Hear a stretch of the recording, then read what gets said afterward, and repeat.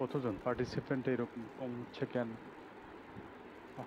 Already 9 minute, 9 minute, 10 minute.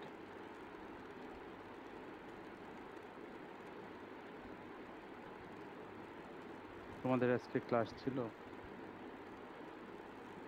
না sir, আজকে class হয়নি।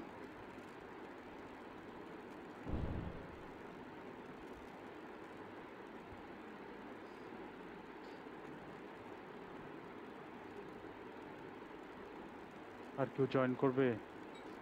10 মিনিটস অলরেডি গান। স্যার আরো জয়েন করবে, কিন্তু মানে ওরা পরে করছে, মানে স্লো একটু। আমি বলেছি স্যার জয়েন করতে।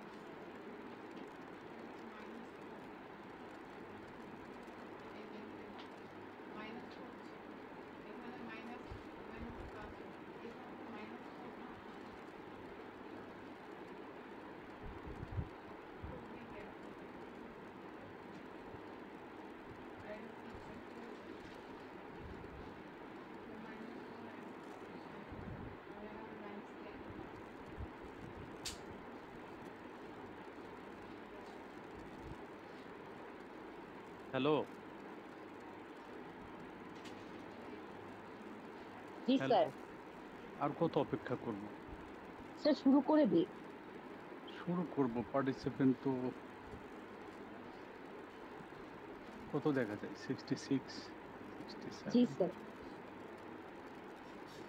এরকম কেন?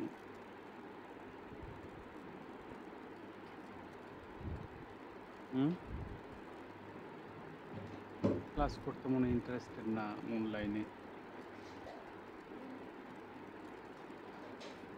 ছেলেমেয়েরা কি তোমরা অ্যাটেন্ড করছো না কেন? এই যে একজন আবার কি আউট হলো।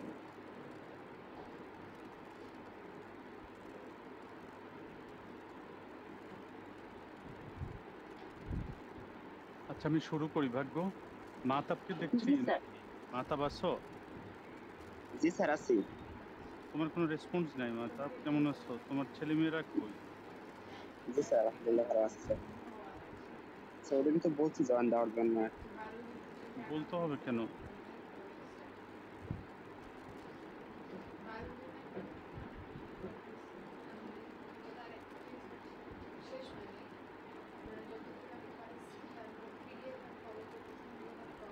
আচ্ছা আমরা শুরু করি। Last sir. ক্লাসে কি নিয়ে আলোচনা করছিলাম?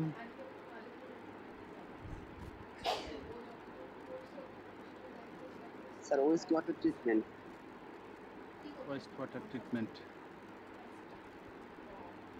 অ্যাকচুয়ালি ওয়েস্ট ওয়াটার ট্রিটমেন্ট সম্পর্কে যদি আমরা জানি প্রসেসগুলি, তাহলে কিন্তু আমাদের যে কোনো ওয়াটার ট্রিটমেন্ট করতে গিয়ে আর আমরা কোনো প্রবলেম ফেস করব না, কারণ ওই প্রসেসগুলি মানে ওয়েস্ট ওয়াটার ট্রিটমেন্ট এটা একটা কমপ্লিট ট্রিটমেন্ট প্রসেস। তো অ্যাকচুয়ালি এই যে তোমরা যদি দেখো এই যে স্কিমেটিক ডায়াগ্রাম একটা, কি কি আসে? Screening, sedimentation, precipitation, filtration, adsorption, disinfection. দেখো এটা স্ক্রিনিং, এটা ইনটেক। স্ক্রিনিংয়ের পরে ফ্লোকুলেশন অ্যান্ড কোয়াগুলেশন, এরপরে ডিসইনফেকশন। এই ডিসইনফেকশন হচ্ছে প্রিক্লোরিনেশন, মানে যদি ক্লোরিন দিয়ে ডিসইনফেক্ট করা হয় ডিসইনফেকশন, তাহলে এটা বলবো আমরা প্রিক্লোরিনেশন বা disinfection.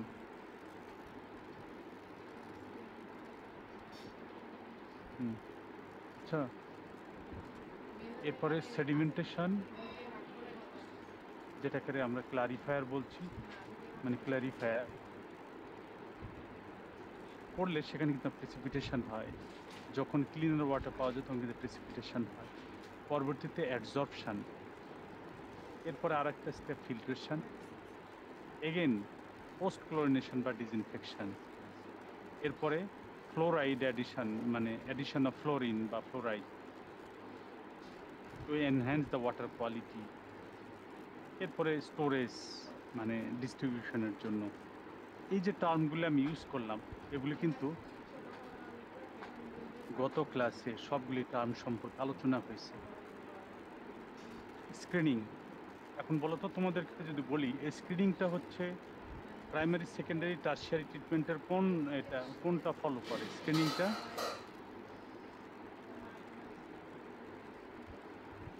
Sir primary treatment process.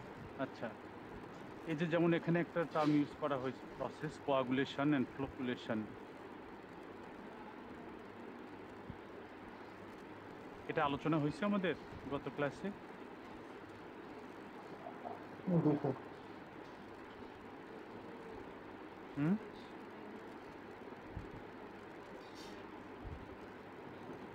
বলো। জি স্যার বলেছিলেন। বলেছিলাম ডিসইনফেকশন সম্পর্কে।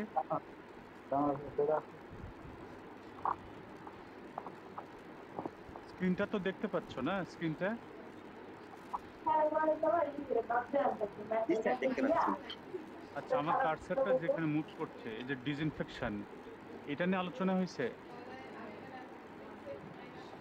একটু সবাই শেয়ার করো প্লিজ, মানে আমার সঙ্গে রেসপন্স করো,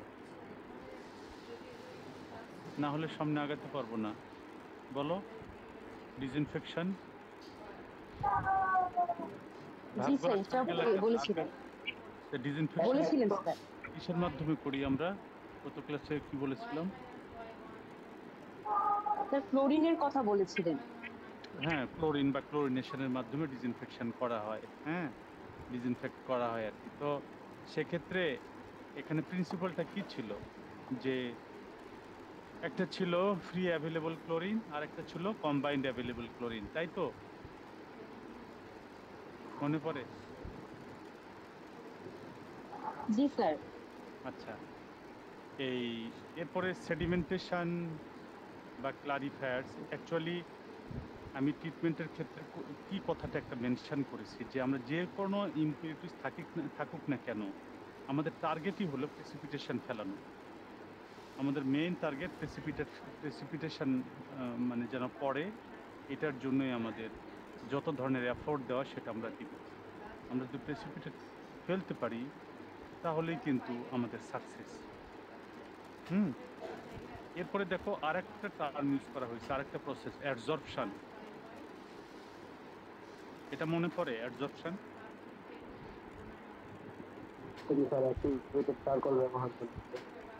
হ্যালো, জি স্যার বলেছিলেন এখানে। অ্যাডজর্পশন কিসের উপরে হয়? অ্যাডজর্পশন এখানে স্যার আপনি অ্যাক্টিভেটেড কার্বনের কথা বলেছিলেন স্যার। এক্স্যাক্টলি, অ্যাক্টিভেটেড কার্বন অ্যাডজর্ব করে অর্গানিক কনস্টিটিউয়েন্টসগুলি। বুঝছো, আমি একটা এক্সাম্পলও দিয়েছিলাম যে 1 কিউবিক ফিট সলিড কার্বনেসিয়াস ম্যাটেরিয়ালকে যদি অ্যাক্টিভেট করা হয়, হ্যাঁ, এবং এর ফাইন পোরগুলি এবং সারফেস এরিয়া ইনক্রিজ করে 10,000 স্কোয়ার মাইলস। মনে পড়ে বলেছিলাম এই কথাটা? অ্যাক্টিভেটেড কার্বনের একটা এক্সাম্পল দিতে পারো?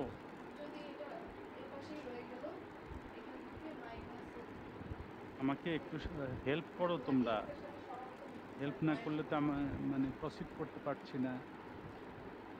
স্যার পিট, পেট্রোলিয়াম, কোল, হার্ডউড, কোকোনাট শেল এসব বলেছিলেন উদাহরণ। হ্যাঁ, আমি আরেকটা কথা বলেছেন, ল্যাবে আমরা সহজে দেখাতে পারি কিসের মাধ্যমে? চারকোল একটা কথা বলেছিলাম, চারকোল। তোমরা তো একটা কমন টার্ম, জি এটা স্যার। ইন্টারমিডিয়েটে পড়ে আসছো তোমরা, চারকোল। ওটা অ্যাক্টিভেটেড কার্বন। আচ্ছা, ফাইনালি ফিল্টার করে নেওয়া। হ্যাঁ, ফিল্টার করে নেওয়া অ্যাকচুয়ালি এগুলো ডিটেলস। ওয়াটার ট্রিটমেন্ট বলতেই এই পুরো প্রক্রিয়াটা, এটাই কিন্তু একটা কোর্স, একটা কোর্স। সেটাকে আমি একটা ক্লাসে তোমাদের বলার চেষ্টা করছি, এই জন্য তোমাদেরও কনফিউশন যে, কিন্তু মেইন জিনিসটা একটু জানার জন্য। দেখো, ফিল্ট্রেশন, এই যেমন আমরা বাসা বাড়িতেও ফিল্টার ইউজ করি। ফিল্ট্রেশন আবার মেনলি মেগা স্কেলে 2 ধরনের ফিল্ট্রেশন হয়, একটা র্যাপিড স্যান্ড ফিল্টার আর একটা হলো স্লো স্যান্ড ফিল্ট্রেশন। বুঝছো? তো যাই হোক, আমি এটা নিয়ে ডিটেলস আলাপ করছি না। তা কী হলো, ইম্পিউরিটি যা আছে লার্জ পার্টিকেল স্ক্রিনিং হচ্ছে, এরপরে সলিড ম্যাটেরিয়াল যেগুলি থাকছে সেগুলিকে কোয়াগুলেশন ফ্লোকুলেশনের মাধ্যমে সেটেল ডাউন করছে, এরপর ডিসইনফেকশন করা হচ্ছে ইনিশিয়ালি অ্যাট দ্য বিগিনিং। এরপরে আফটার সেডিমেন্টেশন যখন এটা প্রেসিপিটেট করে তখন এগেইন আমরা অ্যাক্টিভেটেড কার্বন অ্যাড করি ফর দ্য অ্যাডজর্পশন। এবং ফাইনালি আমরা ওয়াটারটা ফিল্টার করে নিই। যখন ফিল্টার করে নিই আমরা তখন পাচ্ছি একবারে ক্লিনার ওয়াটার। বুঝছো? তখন আমরা করি কি, ওয়াটারের মধ্যে আমরা ডিসইনফেকশন এগেইন ইউজ করি, ডিসইনফেক্টেন্ট। এটার কারণ দুইটা। একটা কারণ হচ্ছে যদি কোনো ধরনের মাইক্রোস্কিল ওয়াটারের মধ্যে থেকে থাকে সেটাকে কিল করে। At the same time distribution লাইনে যেন অর্গানিজম গ্রো না করতে পারে, হ্যাঁ, রেসিডুয়াল ইফেক্টের জন্যই এই ডিসইনফেক্টেন্টগুলি অ্যাপ্লাই করা হয়ে থাকে, ক্লোরিনগুলি আর কি। হ্যাঁ, এইটা। আর তোমরা জানো যে এই যে যেমন ফ্লোরিনেশন বলা হচ্ছে, ফ্লোরাইড মানে ওয়াটার যদি কমপ্লিটলি যখন পিউরিফাই হয়ে গেল তখন আমরা সেখানে যদি কিছু পরিমাণ ফ্লোরিন বা ফ্লোরাইড ইনজেক্ট করি, অ্যাড করি, তাহলে আমরা বেটার কোয়ালিটি ওয়াটার পাই। এই জন্য যে ফ্লোরিনটা ওয়াটারের মধ্যে খুব ইম্পর্টেন্ট একটা কনস্টিটিউয়েন্ট, যেটা টিথের জন্য যথেষ্ট হেল্প করে থাকে। বুঝছো? টিথের জন্য হেল্প করে থাকে। তো তোমাদের মনে পড়ে যে ফ্লোরাইডের ম্যাক্সিমাম কনসেন্ট্রেশনটা কত ড্রিঙ্কিং ওয়াটারের ক্ষেত্রে?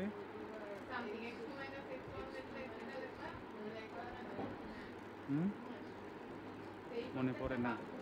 এই রেঞ্জের মধ্যেই তোমার ফ্লোরিনটা অ্যাড করতে হবে, করে আলটিমেটলি স্টোরেজ থেকে আমরা ডিস্ট্রিবিউশন লাইনে ওয়াটার ডিস্ট্রিবিউট করতে পারি। তাহলে এটা কি schematic of a water treatment plant. বুঝছো? এক্স্যাক্টলি। আমরা এটা তুমি সিকোয়েন্সিয়ালি একটার পর একটা এক্সপ্লেন করতে পারো।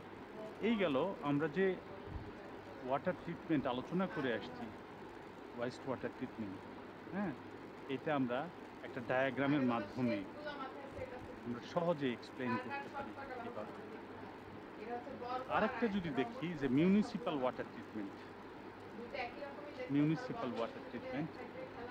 এটা একটা ডায়াগ্রাম, একটা ফ্লো চার্ট।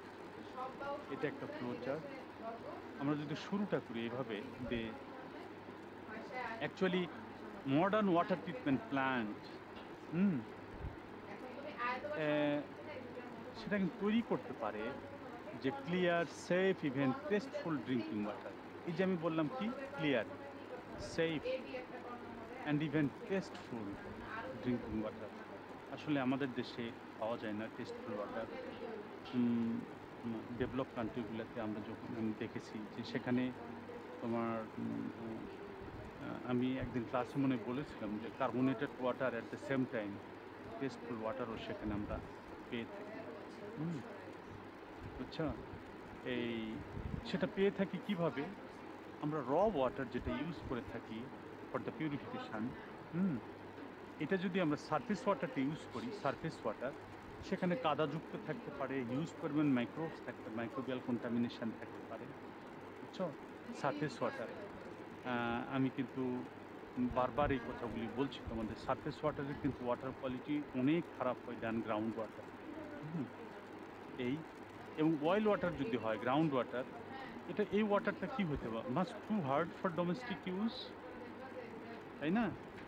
যদি আমরা দেখি আমাদের দেশের বিভিন্ন এলাকাতে দেখবা যে হার্ড ওয়াটার বলে না, ওয়াটারের কেমন যে একটা টেস্ট, কষ লাগে, মানে কষ মানে একটু তোমার বিটার টেস্ট লাগে এটা। তার মানে কি গ্রাউন্ড ওয়াটারের কন্টামিনেশান যদি এরকম হয়, হার্ড যদি হয়, তাহলে এরকম টেস্ট হয়। এবং সেখানে high containing stain forming dissolve iron and manganese থাকতে পারে। আমরা জানি যদি যে বললাম স্টেইন ফর্মিং, যেটাতে কালার ফর্ম করে আয়রন ম্যাঙ্গানিজ, আয়রন হলো রেডিশ কালার, ম্যাঙ্গানিজ হলো ব্রাউন কালার, হ্যাঁ, ইত্যাদি। এবং অন্যান্য কোশ্চেনেবল সোর্স হইতে পারে ওয়াটার। এবং সেই সব ওয়াটার থেকেই আমরা কিন্তু কী করতে পারি? মডার্ন ট্রিটমেন্টের মাধ্যমে আমরা কী করতে পারি? Clear, safe, even tasteful drinking water আমরা প্রোডাকশন করতে পারি। ক্লিয়ার কথাটা? যত ধরনের কন্টামিনেন্ট থাক না কেন, সারফেস ওয়াটার কন্টামিনেন্ট কী হইতে পারে? আমি বললাম কাদা, মাটি ইত্যাদি। অ্যাট দ্য সেম টাইম তোমার মাইক্রোবিয়াল কন্টামিনেশান হিউজ পরিমাণ থাকতে পারে। কিন্তু অয়েল ওয়াটার টু হার্ড হইতে পারে, অথবা stain forming element, special iron manganese হতে পারে, এবং আদার কন্টামিনেন্ট সেখানে থাকতে পারে। আচ্ছা, যাই হোক না কেন, আমরা যদি এক্সপ্লেন করতে থাকি, মানে তুমি বা আমরা মিউনিসিপ্যাল ওয়াটার ট্রিটমেন্ট যেটা এক্সপ্লেন করতে চাই, শুরুতে আমাদের সোর্সটা আমাদেরকে বলে নিতে হবে। যেমন ঢাকা সিটির ঢাকা সিটি তে ওয়াটার যেটা সাপ্লাই করা হয়, ঢাকা ওয়াসা করে থাকে, এটা সোর্স কিন্তু দুইটাই, একটা গ্রাউন্ড আর একটা সারফেস, দুটাই। আমি এই কথাটা কিন্তু বলেছি ট্রিটমেন্টের আগে যে 65 থেকে 70% বা হ্যাঁ এরকম ওয়াটার গ্রাউন্ড থেকে লিফট করে, যেটা আসলে উইদাউট ট্রিটমেন্ট সাপ্লাই করা হয়, ডিস্ট্রিবিউট করা হয়। এবং 30 to 35% এটা সারফেস ওয়াটার থেকে আসে, হ্যাঁ, শীতলক্ষা রিভার সারফেস ওয়াটার।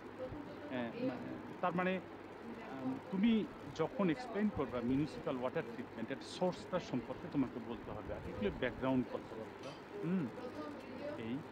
এখন ধরো যে একটা ওয়াটার ইউজ, মানে যেই ওয়াটার ইউজ করা হচ্ছে অ্যাজ এ সোর্স ওয়াটার, সেইটা হচ্ছে কি অয়েল ওয়াটার। বুঝছো? আমরা গ্রাউন্ড ওয়াটারই ইউজ করছি, ট্রিটমেন্টের জন্য কি জন্য ট্রিটমেন্ট করতে হচ্ছে, that water is too hard এবং হাই লেভেল অফ আয়রন সেখানে আছে। হুম যদি এরকম হয় তাহলে ওয়াটার কন্ডিশনটা কি, ক্যারেক্টারিস্টিক কি, ওয়াটারটা ইজ টু হার্ড এবং সেখানে তো আমার আয়রনের পরিমাণ অনেক বেশি। যদি এরকম হয় তাহলে আমরা যদি দেখি এই যে অয়েল, টিউবওয়েল বা ডিপ টিউবওয়েল, হ্যাঁ, ওয়াটারটা পাম্প করে শুরুতে আসছে অ্যারেটরে। অ্যারেটর এগুলি কিন্তু এই টার্মটা আমি লাস্ট ক্লাসে এটা কিন্তু আলোচনার মধ্যে আসে নাই। অ্যারেশন মানে এয়ার পাস করানো হয়, বুঝছো? তারপরে দেখো লাইম অ্যাড করা হয়েছে, এরপরে সেটেল করে, কি সেটেল করে আমি সেটা বলছি। এরপরে দেখো কোয়াগুলেন্ট অ্যাড করা হয়েছে, কার্বন ডাই অক্সাইড অ্যাড করা হয়েছে, ক্লোরিন অ্যাড করা হয়েছে, আলটিমেটলি ফিল্টার করা হয়েছে এবং তখন আমরা ক্লিন ওয়াটারটা পেয়েছি। এখন দেখো তাহলে কি আমাদের সোর্স ওয়াটার কি, গ্রাউন্ড ওয়াটার, যেটা too hard, huge quantity of iron সেখানে আছে। ওয়াটারটা ফার্স্ট অ্যারেটার মানে অ্যারেশন চেম্বারে যখন নেওয়া হয়, ওয়াটার মধ্যে যদি ভোলাটাইল সাবস্টেন্সেস থাকে, ভোলাটাইল সলিউড যেমন hydrogen sulphide, carbon dioxide, methane, হ্যাঁ, এবং কিছু অডোরাস সাবস্টেন্স যেমন ধরো থায়োমিথেন, ব্যাকটেরিয়াল মেটাবোলাইটস, এগুলি যদি থাকে, যখন ওয়াটার অ্যারেটর চেম্বারের মধ্যে আসে তখন এই অক্সিজেন রিমুভ করে আয়রন। ওই ডিজলভ গ্যাসগুলো তো রিমুভ করেই, at the same time iron remove করে বাই অক্সিডাইজিং আয়রন 2 থেকে ইনসলিবল। আমরা ওই যে শুরুতেই বললাম, আমরা যদি প্রেসিপিটেট ফেলতে পারি মানে যেটা ইনসলিবল হয়ে যাবে, বাস তখনই আমাদের সাকসেস। আয়রন 2 থেকে আয়রন 3তে যদি আমরা নিতে পারি তাহলে কিন্তু সলিবল থেকে ইনসলিবলের সাথে, তাহলে কিসের মাধ্যমে, কন্ট্যাক্ট উইথ এয়ার, তাহলেই আয়রনটা আয়রন 2 থেকে ইনসলিবল আয়রন 3তে কনভার্ট হবে। এরপরে দেখুন যখন লাইম অ্যাড করা হচ্ছে, লাইম এটা কিন্তু one kind of coagulant. Lime add করা হয় অ্যাকচুয়ালি পেজটাকে রেজ করার জন্য, বুঝছো? লাইম আমরা ক্যালসিয়াম অক্সাইড বললো, ক্যালসিয়াম হাইড্রোক্সাইড যেটাই হোক ব্যবহার করতে পারি। টার্গেট হচ্ছে to raise the pH causing formation of precipitates containing calcium and magnesium. যেহেতু আমাদের source water high content of calcium magnesium, সেগুলিকে প্রেসিপিটেট ফেলানোর জন্যই আমরা লাইম অ্যাড করছি to raise the pH. At high পিএইচে হ্যাঁ ক্যালসিয়াম ম্যাগনেসিয়ামগুলি প্রেসিপিটেট করে। বাস এরপরে এই প্রেসিপিটেট যখন পড়লো, এই যে যখন প্রাইমারি বেসিন মানে এটা কি ক্লারিফায়ার বা সেডিমেন্টেশন ট্যাঙ্ক, এখানে কিন্তু এটা সেটেল ডাউন করে। সেটেল ডাউন করলে এখান থেকে যেটা স্লাশ প্রডিউস করে এজল মানে স্লাশগুলি পাম্প করে স্লাশ লেগুনে নিয়ে আসা হয়, এটা। এরপরে আবার কি করা হচ্ছে যে still that water must contain solid material remains in suspension. যখন থাকে, আমরা জানি গত ক্লাসে আমরা আলোচনা করেছি, হ্যাঁ, যে সাসপেন্ডেড ম্যাটেরিয়াল বা তোমার যখন সলিড ম্যাটেরিয়াল ওয়াটারের মধ্যে থাকে তখন যদি আমরা কোয়াগুলেন্ট অ্যাড করে থাকি, যেমন ধরো আয়রন সালফেট, অ্যালুমিনিয়াম সালফেট, আমি গত ক্লাসে বলেছিলাম যে 20 ডিফারেন্ট কোয়াগুলেন্টস আমরা ইউজ করতে পারি, হ্যাঁ। তো সেক্ষেত্রে এই কোয়াগুলেন্টটা কী করে যে জেলেটেনিয়াস সাবস্টেন্সেস ফর্ম করে, যেটা মেটাল হাইড্রোক্সাইডস, হ্যাঁ, এবং তখন এটা যেটা ক্যারেক্টারিস্টিক জেলির মতো ইনসলিবল, এবং সেটা অ্যাট্রাক্ট করে সারাউন্ডিং যে ধরনের ইম্পিউরিটি যা আছে, হ্যাঁ, বুঝছো? এগুলি পরে এটা সেকেন্ডারি বেসিনে সেটেল ডাউন করে। এবং এর পূর্বেই আমরা কি করছি, কার্বন ডাইঅক্সাইড অ্যাড করছি। তার কারণ হলো পিএইচটা কিন্তু অনেক বেশি এখানে, যেহেতু আমরা লাইম অ্যাড করছি। পিএইচটাকে লোয়ার করানোর জন্যই আমরা কার্বন ডাইঅক্সাইড অ্যাড করছি, কারণ এটা কার্বনিক অ্যাসিড ফর্ম করে এবং পিএইচটা তখন স্ট্যান্ডার্ড পিএইচে চলে আসে। স্লাস ফ্রম প্রাইমারি এবং সেকেন্ডারি বেসিন পাম্প করে স্লাস লেগুনে নেওয়া হয়। আলটিমেটলি যখন কোয়াগুলেন্ট অ্যাড করা হলো, অ্যাকচুয়ালি মেইন ট্রিটমেন্টটা কিন্তু কমপ্লিট হয়ে গেছে। হ্যাঁ, তখন আমরা আমরা পরবর্তী মানে ফিল্টার করার জন্য আমরা ফিল্ট্রেশন চেম্বারে নিব। বিফোর দ্যাট আমরা ক্লোরিন গ্যাস অ্যাড করি, ক্লোরিন গ্যাস ফর ডিসইনফেকশন। হ্যাঁ, করার পরে ফিল্টার করে নিয়ে আমরা যে ক্লিনার ওয়াটার পাই, এটা আমরা নেটওয়ার্ক বা ডিস্ট্রিবিউশনে তখন সাপ্লাই করে থাকি। এই হচ্ছে তোমাদের মিউনিসিপাল ওয়াটার ট্রিটমেন্ট টেকনিক বা প্রসেস। বুঝতে পেরেছ? আমি ওয়াটার ট্রিটমেন্ট সম্পর্কে যতটুকু মিনিমাম একটা ধারণা দিলাম, মানে মিনিমাম, খুবই মিনিমাম। বুঝতে পেরেছ আমি ওয়াটার ট্রিটমেন্ট থেকে যা বললাম? হ্যালো, স্যার অন্য কারো একটু খবর মানে রেসপন্স পাচ্ছি না, ভাগ্য আমার ভালো লাগছে না ক্লাস। ছেলেমেয়েরা একটু কথা বলো না, এই যে ট্রিটমেন্ট সম্পর্কে, ওয়াটার ট্রিটমেন্ট সম্পর্কে মিনিমাম যে একটা ধারণা দেওয়ার চেষ্টা করলাম, এই স্টেপসগুলি বা প্রসেসগুলি বা টেকনিকগুলি। হ্যাঁ, টেকনিকগুলি কি আবারও বলি, স্ক্রিনিং, কোয়াগুলেশন বা ফ্লোকুলেশন, ডিসইনফেকশন, সেডিমেন্টেশন এটাও টেকনিক, ফিল্ট্রেশন এটাও টেকনিক, অ্যাডজর্পশন, হ্যাঁ বুঝছো, ডিসইনফেকশন, এগুলি সবই কিন্তু ট্রিটমেন্ট প্রসেস। এগুলি সম্পর্কে কিছুটা ধারণা হলো, তোমরা পেলা?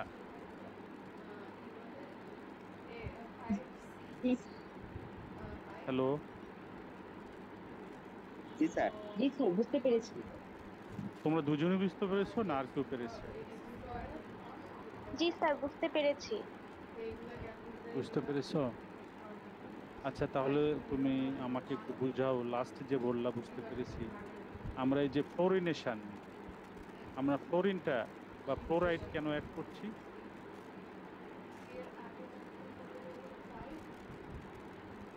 ওয়াটারের মধ্যে ট্রিটমেন্ট কমপ্লিশনের পরে, after completion of the main treatment, যখন আমরা ফ্লোরিন অ্যাড করি বা ফ্লোরাইড অ্যাড করি, এর কারণটা কি?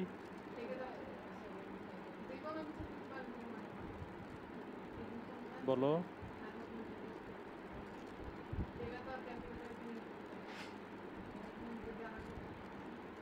বলো না, না পারলে সেটাও বলো যে স্যার বুঝতে পারছি বা পারছি না, বা কনফিউশন, এটা বলো। না হলে আমি কি বুঝবো তোমাদের কি বুঝতে পারছো? তাহলে তো আমার ক্লাস নেওয়া মিনিংলেস। স্যার জীবাণু মুক্ত করার জন্য। একবারেই না, জীবাণু মুক্ত করার জন্য এই যে ডিসইনফেকশন, ডিসইনফেকশন কিসের মাধ্যমে করেছি? ক্লোরিনেশনের মাধ্যমে আমরা করেছি। তারপরে আরেকটা স্টেপ, এই যে দেখো ফ্লোরিনেশন, ফ্লোরিন বা ফ্লোরাইড অ্যাড করা হচ্ছে। এই জন্যই তো বললাম, তোমার যদি ধারণাটা যদি ক্লিয়ার না হয়, মনে করবা যে পাতা ভরে লিখে দিয়ে আসলাম, তাহলে তো তুমি ভুল করবা, তখন তো মানে আনসারটা ভুল হবে এবং ইউ উইল গেট মানে মিনিমাম বা মানে মার্কসই পাবে না, রং ইনফরমেশন।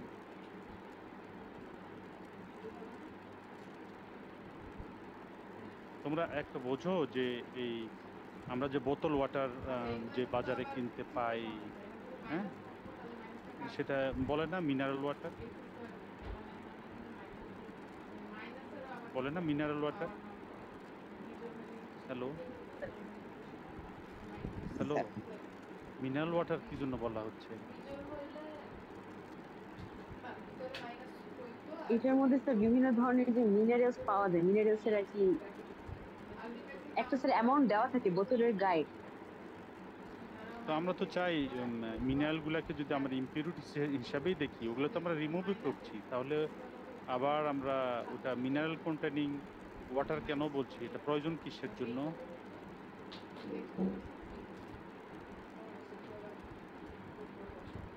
মানে শেয়ার করো, তাহলে হবে কি কনভারসেশনে আসলে ক্লিয়ার হবে, সবার জন্য ক্লিয়ার হবে।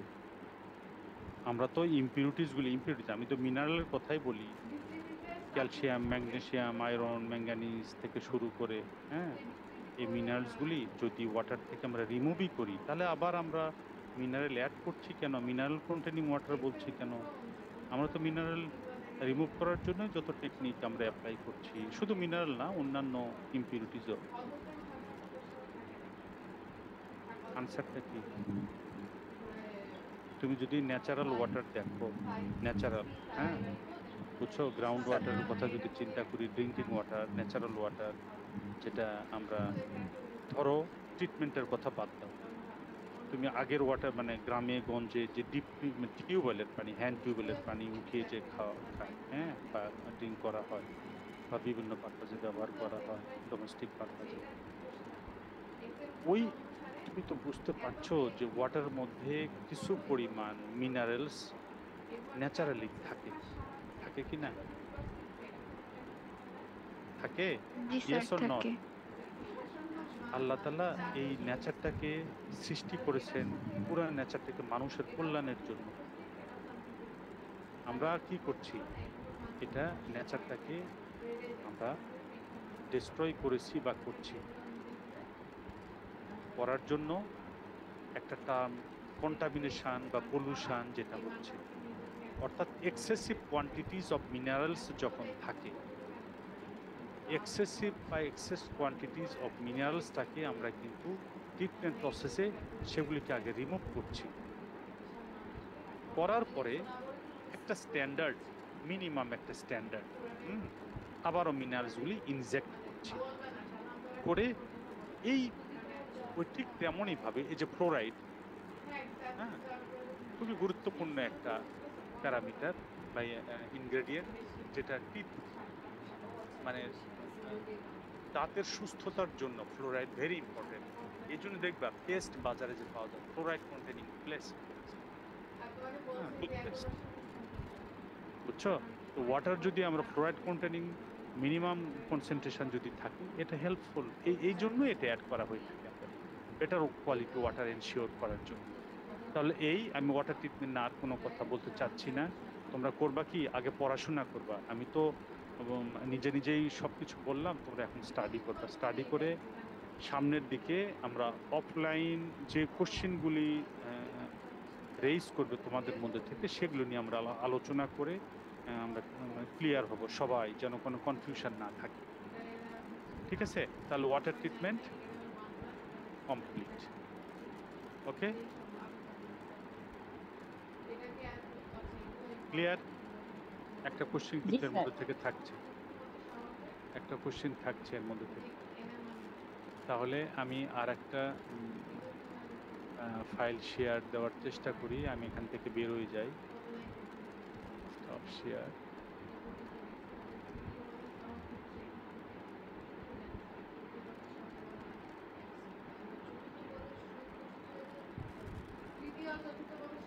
তোমরা কি আবারও স্ক্রিনে কিছু দেখছো?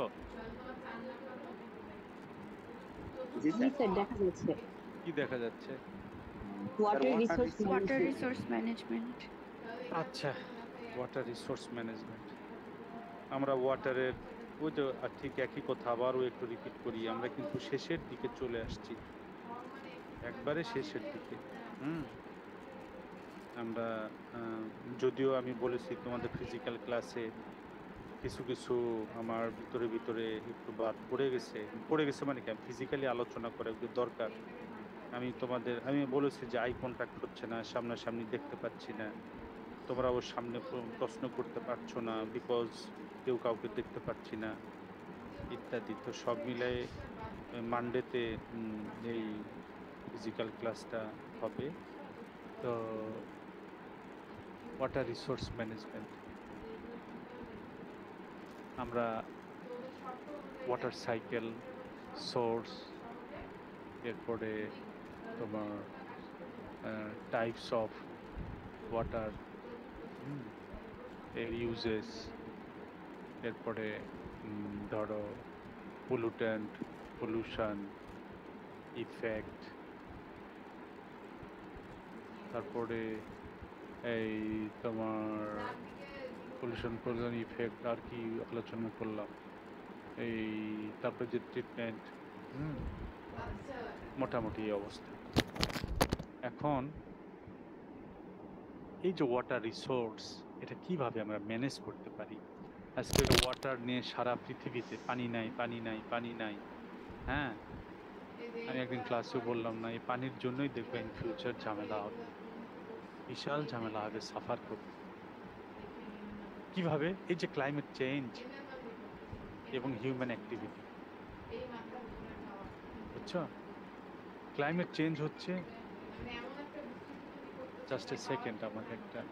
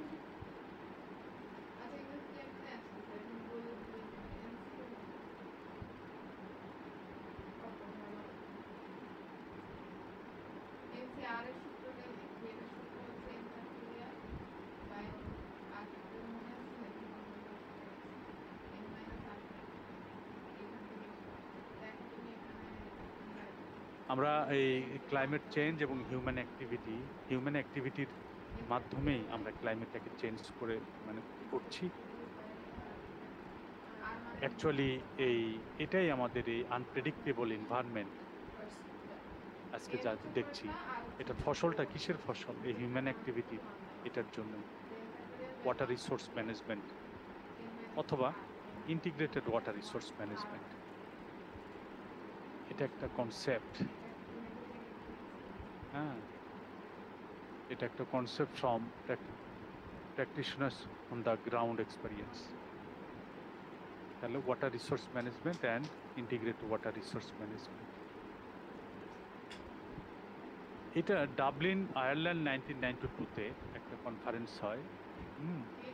এই কনফারেন্সে ইন্টিগ্রেটেড ওয়াটার রিসোর্স ম্যানেজমেন্টের একটা প্রিন্সিপাল সেখানে তোমার অ্যাডপ্ট হয় এবং সেই অনুযায়ী একটা ইন্টারন্যাশনালি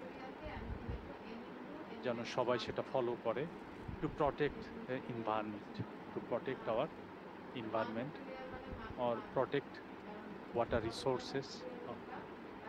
কোথায়? ফার্স্ট ইন 1992 আয়ারল্যান্ডের ডাবলিনে। আচ্ছা, এই ওয়াটার রিসোর্স ম্যানেজমেন্ট, এটা is based on the equitable and efficient management and sustainable use of water. যেটা ওয়াটারটা কি? যে integral part of the ecosystem, a natural resource and a social and economic good whose quantity and quality, দুইটা জিনিস দেখো, একটা quantity and quality, যেটা determine করে the nature of its utilization. এটাই হচ্ছে ইন্টিগ্রেটেড ওয়াটার রিসোর্স ম্যানেজমেন্টের বেস। এছাড়াও the World Bank defines water resource management. সেটা কি ডিফাইন করে? যে process of planning, developing and managing water resources. তাহলে কি? Planning, developing and managing water resources in terms of both water quantity and quality across all water uses, across all water uses. এই water uses বলতে কিন্তু সব ধরনের water ইউজের কথা বলা হচ্ছে। এগুলি কি? যেমন ধরে particular institutions, infrastructure, incentives and information systems that support and guide water management. হ্যাঁ,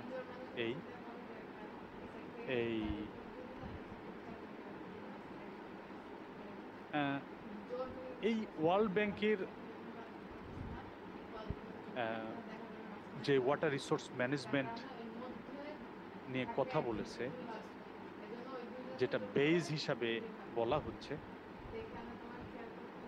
এটা সিক করে কি?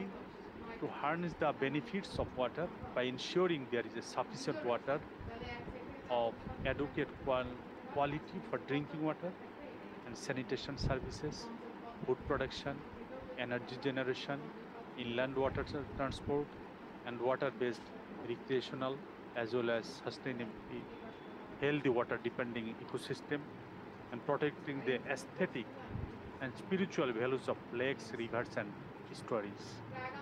হ্যাঁ, ওয়ার্ল্ড ওয়াটার মানে ওয়ার্ল্ড ব্যাংক অ্যাকচুয়ালি ওই যে বলা হলো যেটা all water uses, across all water uses, এই অল ওয়াটার ইউজেস বলতেই বোঝায় সব ধরনের ওয়াটার ইউজেস।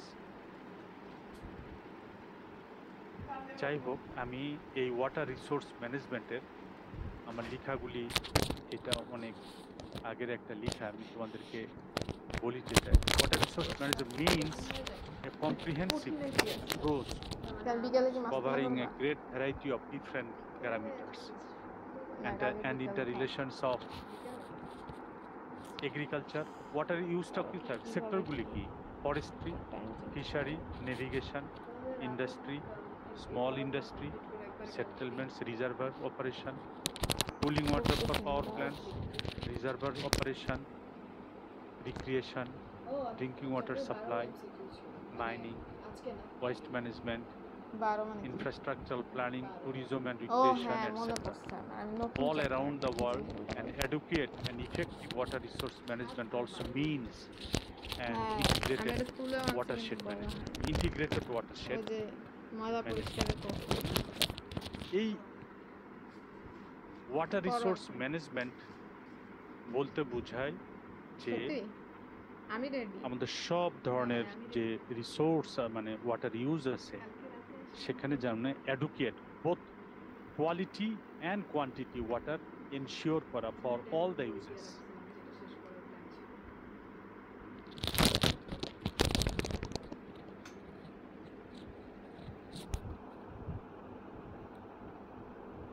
বাংলাদেশের কথা যদি আমরা বলি, water resource management in Bangladesh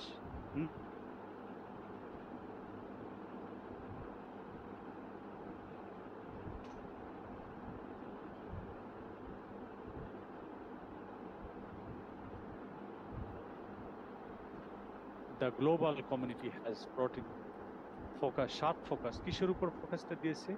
for effective management of water resources worldwide to ensure water for agriculture, health and nature. বুঝছো? তো সরি,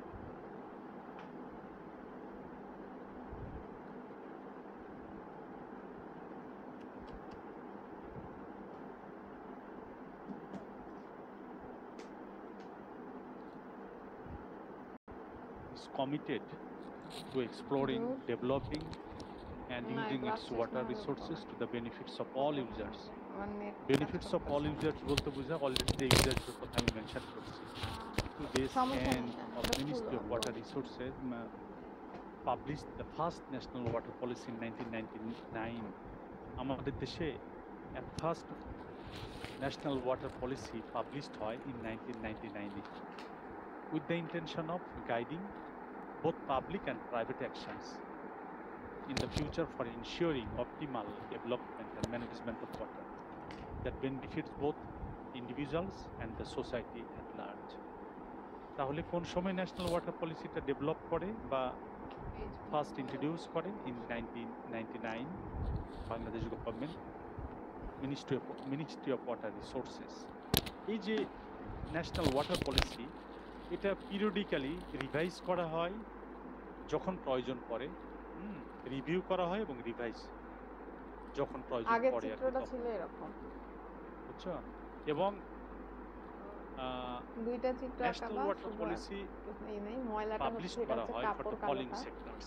এই 16 ডিফারেন্ট সেক্টরস এটা ভেরি ইম্পর্টেন্ট। যেমন ধরো for river basin management number 1, তারপরে এটাকে প্ল্যানিং ঘষা এন্ড মারলে ম্যানেজমেন্ট অফ এরকম ওয়াটার চাকার মতো রিসোর্সেস, হয় 3 water rights and allocation, 4 public and private involvement, 5 হচ্ছে public water investment, water supply and sanitation, water and agriculture, water and industry, water and fisheries and wildlife, water and navigation, water for আর এই hydropower যে and এটা হচ্ছে recreation, হচ্ছে তৈল লাল water for colour, the environment, আর এটা হচ্ছে water for কাপড়। এই preservation জন্য of আমি power, বলছি যে powers আগের and ছবিটা bills, সুন্দর ছিল। economic and financial management, আচ্ছা, এরপর research and তো সাইডে information management, ভালো চিত্র টাকা stakeholder participation. এই 16 different কাপড় সেক্টরে ধোয়া দিছে ওর ছবি হুম, ছিল। এই ন্যাশনাল যেটা ওয়াটার সাদা কাপড় মতো ন্যাশনাল কালার ওয়াটার ছবিটা পলিসিটা আমাদের ছিল। পাবলিশ করা হয় এবং অ্যাডপ্ট করা হয় এগুলিতে। এটা গেল কাহিনী হচ্ছে প্রথম, এরকম মানে 3 কোণ ওয়াটার একটা রিসোর্স ত্রিভুজের মতো আঁকাবা, যেটা হচ্ছে তোমার কাপড়। ম্যানেজ করতে এর গেলে উপর একটা শুরুতে একটা এরকম দিবা, কান্ট্রির জন্য এটা একটা হচ্ছে পলিসি তোমার প্রয়োজন, ময়লা। ন্যাশনাল ওয়াটার পলিসি, হ্যাঁ, জাতীয় পানি নীতি যেটাকে বলা হয়। এরপরে সেকেন্ড যেটা হচ্ছে যে গ্রাউন্ড ওয়াটার অ্যাভেলেবিলিটি, আমাদের দেশের গ্রাউন্ড ওয়াটার অ্যাভেলেবিলিটিটা এটার উপর দিয়ে এরকম কেমন। এরকম এরকম এরকম ডিশ অ্যান্টেনার মতো এরকম দিয়ে অ্যাকচুয়ালি দিবা। আমরা যদি ফলো করি যে ground water is abstracting every ইয়ার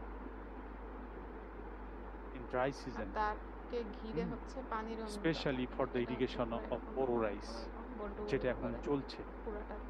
তার মানে তোমরা এটা তো হচ্ছে জানো বোরো পানির রাইস অণু, আর নিচেরটা কাল্টিভেশন ছিল করা হয় চারকোনা যেটা ছিল পুরোটা এটা হচ্ছে সাবানের মতো। তোমার এত ইরিগেশন মাথা ওয়াটারের জাগাও কেন? মাধ্যমে, মাথা ব্যথা করে না? এবং যেটা আমাদের দেশে মোর দ্যান বুঝতেছো তুমি 90% কিছুই ওয়াটার না। কামস ফ্রম দ্য আমি গ্রাউন্ড। তোমাকে রাখতেছি।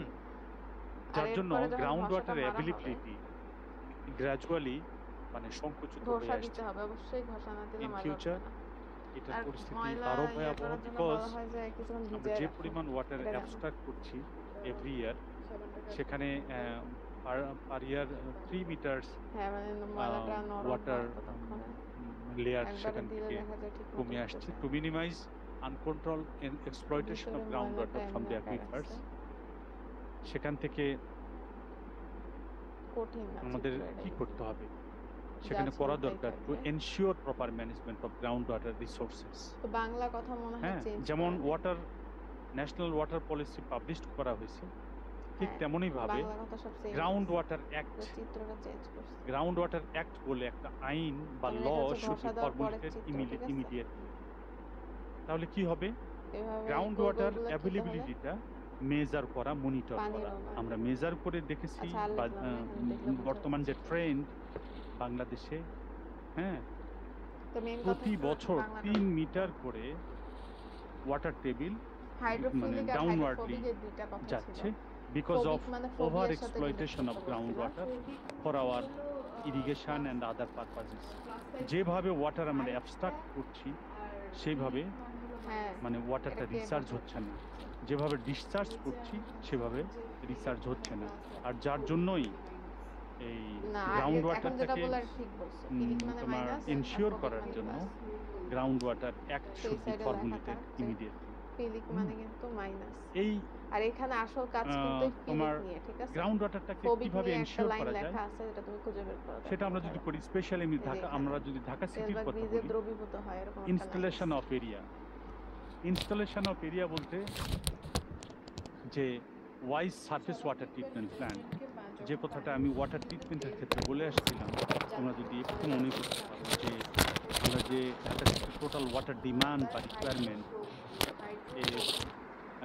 মোর দ্যান 60% আসে গ্রাউন্ড থেকে, আর 30 বা 35% আসে সারফেস থেকে। আমরা যদি এটা রিভার্স করতে পারি, হ্যাঁ, যে 70% বা 80% আসবে সারফেস ওয়াটার থেকে ওটা দ্রবীভূত হয় আমাদের তো ওয়াটার ওখানে টোটাল থেকে ডিমান্ডটা, একটা আর 20 বা 25% বা 30% আসবে গ্রাউন্ড থেকে। তাহলে কিন্তু আমরা গ্রাউন্ড ওয়াটারটাকে আমরা কন্ট্রোল করতে পারি বা মানে ইনশিওর করতে পারি, যেখানে গ্রাউন্ড ওয়াটার স্টোরেজ যেটা ইনশিওর করা সম্ভব হবে এভাবে। তাহলে ইনস্টলেশন অফ এরিয়া মানে আমাদের আরও সারফেস ওয়াটার ট্রিটমেন্ট প্ল্যান্টটাকে বাড়ানোর জন্য এটা একটা আর্টিফিশিয়াল রিচার্জ বা ইনজেক্টিং ট্রিটেড রিভার ওয়াটার। আমরা যদি এরকম করতে পারি যে যেহেতু ঢাকা সিটির গ্রাউন্ড ওয়াটার আমাদের খুব অ্যালার্মিং অবস্থায় আছে, কন্ডিশনে আছে, আমরা গ্রাউন্ড ওয়াটারটাকে যদি রিচার্জ করতে পারি, যেহেতু ন্যাচারাল রিচার্জ হচ্ছে না, প্রতি বছর সাফিসিয়েন্ট রেইনফল অনেক সময় হচ্ছে না, আর আমরা কি করেছি, আমরা আমাদের লো ল্যান্ডগুলি আমরা আর্থ ফিলিংয়ের মাধ্যমে আমরা আরবানাইজেশনের করার ফলে যে পরিমাণে বৃষ্টি হয়, সাথে সাথে এটা ক্যানেলের মাধ্যমে তোমার রিভারে চলে গিয়ে আলটিমেটলি সি বা ওশানের দিকে চলে যাচ্ছে। সুতরাং রিচার্জ হওয়ার যে চান্স বা সুযোগ সেটা হারিয়ে ফেলছে অলরেডি ঢাকা সিটি। তাহলে সেখানে আর্টিফিশিয়াল রিচার্জ যদি করতে পারেন, রিভার ওয়াটার আমরা পিউরিফাই করে, হ্যাঁ, ইনজেকশনের মাধ্যমে অর্থাৎ ডাউনওয়ার্ডলি যদি ইনজেক্ট করে গ্রাউন্ড ওয়াটারকে রিচার্জ করা যায়, এটা একটা ওয়ে। থার্ড হচ্ছে installation of production well field. যেমন ধরো যে যেখানে লেস ডেভেলপড এরিয়া, যেমন ঢাকা সিটি থেকে অনেক দূর, যেমন ধর মানিকগঞ্জ এলাকা, হ্যাঁ, এরকম মানিকগঞ্জ যেখানে ওয়াটার টেবিল অনেক কাছাকাছি, গ্রাউন্ডের কাছাকাছি, সেখান থেকে যদি আমরা পাইপলাইনের মাধ্যমে ঢাকা সিটিতে ওয়াটার সাপ্লাই দিতে পারি, ঢাকা সিটির গ্রাউন্ড ওয়াটারটাকে আমরা কম এক্সপ্লয়েট করতে পারি, তাহলে কিন্তু গ্রাউন্ড ওয়াটারটাকে আমরা ম্যানেজ করা সম্ভব হবে। হ্যাঁ, এটা আর একটা হচ্ছে finally dredging of peripheral river beds. আমরা যদি ঢাকা সিটির চারিপাশে যে রিভারগুলি আছে, ড্রেজিংয়ের মাধ্যমে তাদের যদি water holding capacity, water storage capacity যদি আমরা বাড়াতে পারি, হ্যাঁ, তাহলে হবে কি সেখান থেকেও আমরা স্টোরেজ ওয়াটার পাবো, অ্যাট দ্য সেম টাইম সেখান থেকে ওয়াটারটা মানে ডাউনওয়ার্ডলি ইনফিল্ট্রেশন বা পার্কুলেশনের সুযোগ পাবে এবং সেখানে গ্রাউন্ড ওয়াটার স্টোরেজটা বাড়বে। এটা তাহলে কি হলো, শুরুতেই আমাদের করা দরকার একটা ন্যাশনাল ওয়াটার পলিসি ফর্মুলেটেড করা দরকার। সেকেন্ড হচ্ছে যে আমাদের এই গ্রাউন্ড ওয়াটার অ্যাভেলেবিলিটিটা ইনশিওর করা। থার্ড যেটা আমাদের দেশের প্রবলেম হচ্ছে arsenic condition of ground water, এই বিষয়টাকে নজরে দেওয়া। আমাদের large portion of Bangladesh ground water, আমি যদি বলি এইভাবে, আমাদের 64 ডিস্ট্রিক্টের মধ্যে, হ্যাঁ, যে প্রায় 59 ডিস্ট্রিক্টই more or less contaminated by, affected or contaminated by arsenic pollution, এবং সেখানে 70 মিলিয়ন পিপল সাফার করছে আর্সেনিক কন্টামিনেশন বা আর্সেনিক পলিউশনের জন্য। এই রিয়েলি গ্রাউন্ড ওয়াটারের আর্সেনিক যে প্রবলেম, সায়েন্টিস্টদের মধ্যে এখন পর্যন্ত কিন্তু কনসেনসাসে আসতে পারে নাই যে গ্রাউন্ড ওয়াটারের মধ্যে যে আর্সেনিক যে প্রবলেম, এটা রিয়াল কজ কি, হ্যাঁ, এটা রিয়াল কজ কি এখনো পর্যন্ত কিন্তু কনসেনসাসে আসতে পারে না। তবে মোস্ট অফ দ্য সায়েন্টিস্ট তারা এগ্রি, হ্যাঁ, যে এটা একটা ন্যাচারাল অরিজিন, আর্সেনিক বিয়ারিং যে মিনারেলস আছে ওয়াটার মানে গ্রাউন্ডের মধ্যে, এই arsenic bearing minerals is responsible for ground water arsenic concentration.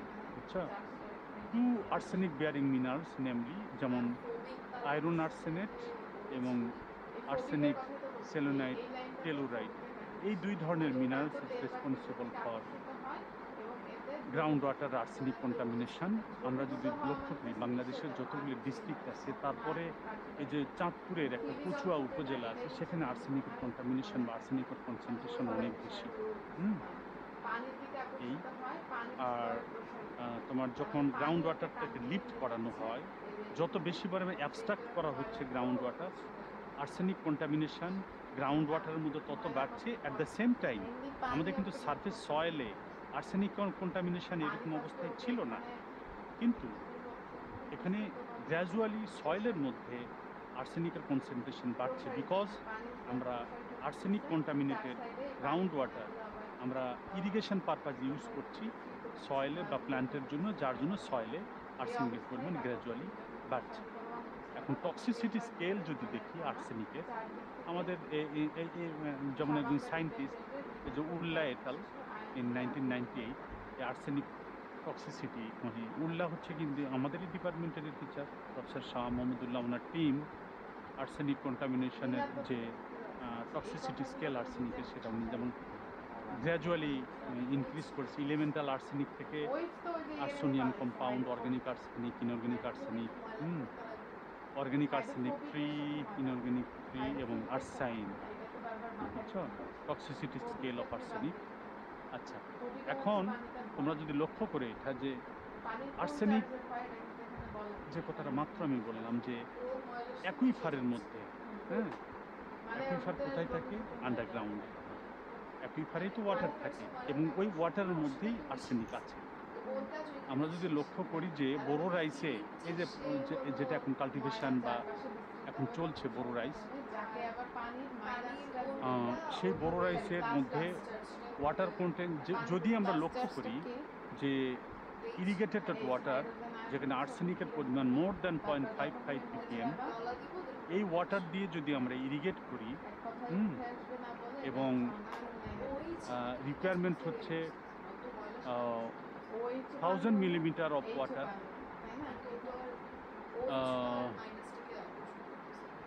a water contain more than 0.55 milligram per liter. Irrigation with this water when the requirement is 1000 millimeter of water. যদি আমরা বোরো rice production করি এবং particular সিজনে যদি 1000 millimetre water আমাদের প্রয়োজন পড়ে, in that case সয়েলের মধ্যে 5 কেজি আর্সেনিক পার হেক্টর পার ইয়ার সেখানে ডেভেলপ করে।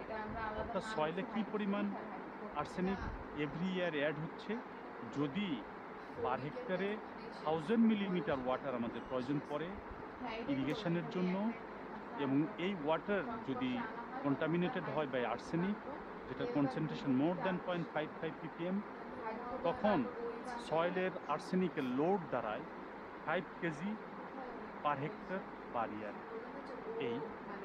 এইভাবে আমাদের কি দেখতে হচ্ছে যে arsenic contamination of ground water, এটা আমাদের নজর দেওয়া দরকার। এই আর্সেনিক যে মিটিগেট করতে পারি কিভাবে, আমরা সয়েল থেকে বা ওয়াটার থেকে কিভাবে আমরা সরাই ফেলতে পারি, ওয়াটার থেকে আমরা সহজেই করতে পারি কিছু টেকনিক, যে টেকনিকগুলি আমরা অলরেডি আলোচনা করে আসছি ওয়াটার ট্রিটমেন্টে, যেমন reverse osmosis, ionic change, activated alumina, coagulation etcetera. এই প্রসেসগুলির মাধ্যমে আমরা ট্রিটমেন্টের মাধ্যমে ওয়াটারটাকে আর্সেনিক ফ্রি করতে পারি। ফাইনালি আমাদের ওয়াটার ধরো অলরেডি কন্টামিনেটেড, সেটা যেভাবে হোক, গ্রাউন্ড ওয়াটার আমরা দেখলাম যে শর্টেজ, ইত্যাদি। এখন আমরা কনজারভেশন অফ ওয়াটার, আমরা কীভাবে ওয়াটারটাকে কনজার্ভ করতে পারি। ওয়াটারটা আমরা কনজার্ভ করতে পারি যে কিছু টেকনিক আছে, যে টেকনিকগুলো যদি আমরা ফলো করি তাহলে আমরা ওয়াটার রিসোর্সটাকে কনজার্ভ করতে পারি। প্রথমটা কি? অ্যাওয়ারনেস। আমাদের মানে পিপুলের মধ্যে অ্যাওয়ারনেস গ্রো করা যে আননেসেসারি ওয়েস্টেজ অফ ওয়াটার, আমরা যেন মানে ওয়াটার আমরা নষ্ট না করি, এই বিষয়ে আমরা অ্যাওয়ার করি। সেকেন্ড হচ্ছে there should be controlling measures, কি to check flood, drought, improper use of water. এগুলি যদি আমরা করতে পারি, এটা যদি আমরা কন্ট্রোল করতে পারি, তাহলে কিন্তু আমরা ওয়াটার রিসোর্স ম্যানেজমেন্টের effective pace. Number 3, to control misuse and wastage of water. Leakage of water through pipes, taps should be stopped. আমরা অনেক সময় দেখো যে যখন আমরা বেসিনে আমরা কি করি, বেসিনে যখন হাত মুখ ধুই, বিশেষ করি আমরা যখন হয়তো বেসিনে কলটা ছেড়ে ব্রাশ করি, টুথব্রাশ করি, বুঝছো, দেখা যাচ্ছে যে 2 মিনিট ধরে যদি আমরা ব্রাশ করি, টুথব্রাশ করি, এই সময়ের মধ্যে যদি কলটা ছাড়া থাকে, প্রায় 2 থেকে 3 লিটার ওয়াটার আমরা ওয়েস্টেজ করে ফেলি। That should be stopped. Number 4, যে qualitative degradation of water should be halted. Qualitative degradation মানে ওয়াটার কোয়ালিটি যেন ডিগ্রেড না করে। অর্থাৎ কীভাবে, যেমন এই যে ইফ্লুয়েন্ট ওয়েস্ট ওয়াটার আমরা যেন উইদাউট ট্রিটমেন্ট আমরা যেন এটা ডিসপোজ অফ না করে, সেটাকে ইনশিওর করা, এটাকেই বলা হচ্ছে qualitative degradation of water. And number 5, there should be recycling process of wastewater for the benefits of mankind.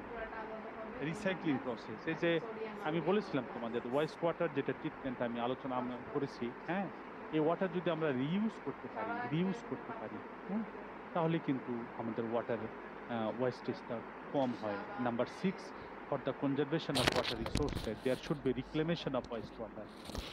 কি লাগবে? Reclamation of waste water. Second, storage of ground water. Ground water থেকে স্টোরেজ ক্যাপাসিটিটা আমাদেরকে বাড়ানো। এই যে মাত্র আলাপ করে মানে আলোচনা করে আসলাম, ট্রান্সফার অফ সারপ্লাস ওয়াটার বলতে বোঝায় এই যে আমি বললাম যে যেমন মানিকগঞ্জ এলাকায় যেখানে অ্যাভেলেবল ওয়াটার অনেক বেশি, ওয়াটার অ্যাভেলেবিলিটি হিউজ, খুব কাছাকাছি সারফেস থেকে, সেখান থেকে আমরা ওয়াটার পাম্প করে আমরা ওয়াটার আমরা সাপ্লাই করতে পারি, এইটা। এবং finally number 7, there should be adequate afforestation programme, মানে হিউজ পরিমাণে গাছপালা লাগানোর জন্য এটা লাগাইতে পারে এনজিও, লাগাইতে পারে গভর্নমেন্ট, করতে পারে থ্রু ফরেস্ট্রি হইতে পারে, যেটা can build up soil and soil in turn hold water. বুঝছো? বলে না বেশি বেশি গাছ লাগাও। গাছ লাগাইলে কি হবে? গাছের রুট সিস্টেম সয়েলটাকে বাইন্ড করে রাখবে এবং এই সয়েল আলটিমেটলি ওয়াটার হোল্ড করে রাখবে। বুঝছো? এই হচ্ছে তোমাদের ওয়াটার রিসোর্স ম্যানেজমেন্টের main theme, specially for Bangladesh aspect. Bangladesh পার্সপেক্টিভে আমি ওয়াটার রিসোর্স ম্যানেজমেন্টের কথাও আলোচনা করলাম। তাহলে ওয়াটার রিসোর্স ম্যানেজমেন্টের মেইন কাঠি হচ্ছে যে তোমার একটা কি প্রয়োজন, শুরুতেই যেটা প্রয়োজন, একটা national water policy, number 1। Number 2, ground water availability, এটা আমাদের দেশের সম্পর্কে আলোচনার জন্য। Number 3, arsenic contamination of ground water. হ্যাঁ, এই ফাইনালি তোমার কনজারভেশন অফ ওয়াটার। এই স্টেপসগুলি আমরা ফলো যদি করতে পারি আমাদের দেশে স্পেশালি, দেন আমরা ওয়াটার রিসোর্স যেটা আমরা ম্যানেজ করতে পারবো সব ইনশাআল্লাহ। গেছে গা। মানে এবং অ্যাডুকুয়েট আরে বয়স কোয়ালিটি and কোয়ান্টিটি ওয়াটার আমরা এনশিওর 67 করতে জন পারবো ফর জয়েন্ট দ্য দিয়ে বসে আছে অল ইউজার্স। কিন্তু ক্লাস তো কেউ তো ঠিক করতেছে আছে, না, থ্যাংক ইউ সব সো মাচ তোমাদেরকে। এই হচ্ছে। আমি যে কথাগুলো আলোচনা করলাম, কিছু তো বুঝতে পেরেছো, পুরোটা না বুঝতে পারলেও। জি স্যার, বুঝতে পারছি। আচ্ছা, এখন তোমরা আবারও বলি, তোমরা এখন এগুলো পড়াশোনা করবা। যেসব জায়গায় কনফিউশন আমরা এটা ক্লাসে ওইভাবে ক্লাসে আলোচনা করবো, আলোচনা করে নিয়ে থাকবো। এখন আমি কিন্তু একবারে তোমাদের থিওরি ক্লাসের শেষ প্রান্তে চলে আসছি। আমি তোমাদের থিওরি ক্লাস নেক্সট নিব মানডে সকাল 8টায়। প্রত্যেকটা দিনে মানডে সকাল 8টায় এই ক্লাসটা নিব। তাহলে বলবা যে সানডেতে কি করব। সানডে আমার ক্লাস শুরু হবে সকাল 10টায়। সেই 10টায় ক্লাস হবে ল্যাব ক্লাস, প্র্যাকটিক্যাল ক্লাস। 3তলায় মোস্তফার ল্যাবে তোমরা সকাল 10টায় চলে আসবা। প্রথম 44 স্টুডেন্টস, সম্ভবত রোল নাম্বার 65 পর্যন্ত, আমার যতটুকু আমি আজকে দেখলাম।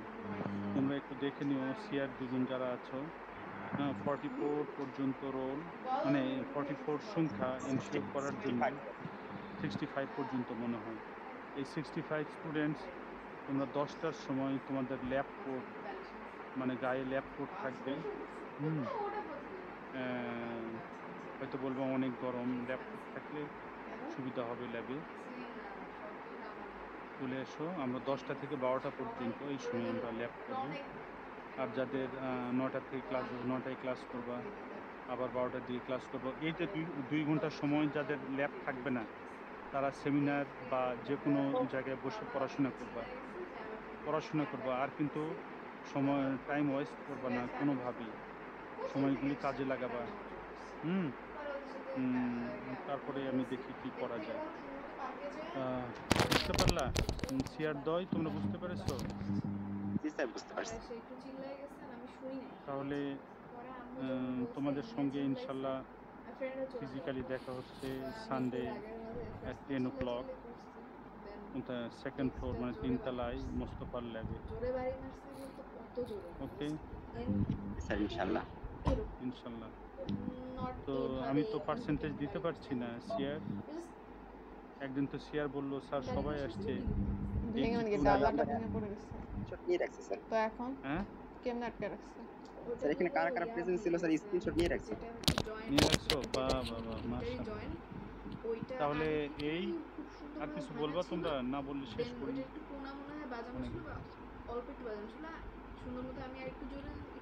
হ্যালো, না স্যার, আর কিছু বলার নেই স্যার। কিছুই বলার নেই, মাথা কত কথা। ভাগ্য কিছু বলবা? ভাগ্য চলে গেছে ক্লাস থেকে। না স্যার, আছি। আচ্ছা, টাইম ফ্রিজ কেনে লাগবে। স্যার ম্যাম কেমন আছে স্যার? ম্যামের কাছ থেকে খবর নিও, ম্যাম কেমন আছে। হ্যাঁ, তা তো ডালা ম্যাম তো মারে ফোনে অ্যাভেলেবল এখন আছে, আলহামদুলিল্লাহ। এখন মোটামুটি স্টেবল, মোটামুটি বুঝতে পারছি। কঠিন অবস্থায় গেছে। কিডনিতে স্টোন ছিল, তো দুটো ছিল, একটা ট্র্যাক্টে বা নালিতে, আমার সেটা সিনিয়র পাস ফ্রিজটাও করে গত চলে গেছে সেদিন চলে ইউরিনের গেল সাথে। বাসা থেকে। আর একটা খুব ছোট্ট আমারও হয়তো senior। কিডনির ভিতরে আছে, আমার যে 22 এখনো বছর আর ঝামেলা ওর ওটা বয়স হয়তো করছে না, 24 মনে হয় বছর ঠিক ছিল। আছে। ইসলাম আজমের দেখা গ্রুপে যাক এই পোস্ট দেওয়া পর্যন্ত, হয়েছিল কোন ভালোই আছে ব্যাচেলারদের আলহামদুলিল্লাহ। ছেলে এসে বললো যে তো কি তো 7-8 তোমরা ভালো হাজারে থেকো। বিদায় যথেষ্ট করে দিল। পরিমাণ আমরা যেহেতু ওয়াটার নিয়ে 7-8 আলোচনা হাজারেই করছি, বিদায় এখন করে কিন্তু দিল। ওয়াটারের সময়। যথেষ্ট পরিমাণ এভরিডে ফ্রিজ হ্যাঁ জি। ফ্রেশ বা হ্যাঁ। ক্লিন ওয়াটার তোমরা ড্রিঙ্ক বা ও খাবে আর কি। কোনোভাবে রাস্তাঘাটের পানি খাবা না, কোনোভাবে হ্যাঁ, জুস শরবত এগুলি খাবা না, সেটাই বলছি আমি কোনো জানি না প্রয়োজন আমার নেই। ফ্রেশ টিভি ড্রিঙ্কিং ওয়াটার সবই যেটা গেছে কিন্তু সেটা এটা খাবা। যাওয়াতে একটু দুঃখ লাগছে। যত পানি খাবা এই সময়ের মধ্যে তত ভালো থাকবে। তো যায় না ভালো যায় থেকো নাকি? সবাই। আগের ফ্রিজ দেখা যায় যে বাটারফ্লাই ফ্রিজ ছিল জি এলজি স্যার, আপনি ভালো থাকবেন স্যার। ওকে, আল্লাহ হাফিজ, থ্যাংক ইউ। আসসালামু আলাইকুম স্যার। আমি ছোটবেলায় আমি তো এতটুকু ছিলাম তো ওই ফ্রিজের লোয়ার হাফে যা সুন্দর মতো আমি কারিগরি করতাম যে মাছের সাথে হাসতাম কত কিছু আমার আম্মু তো বলে এটা কত হেল্পফুল ছিল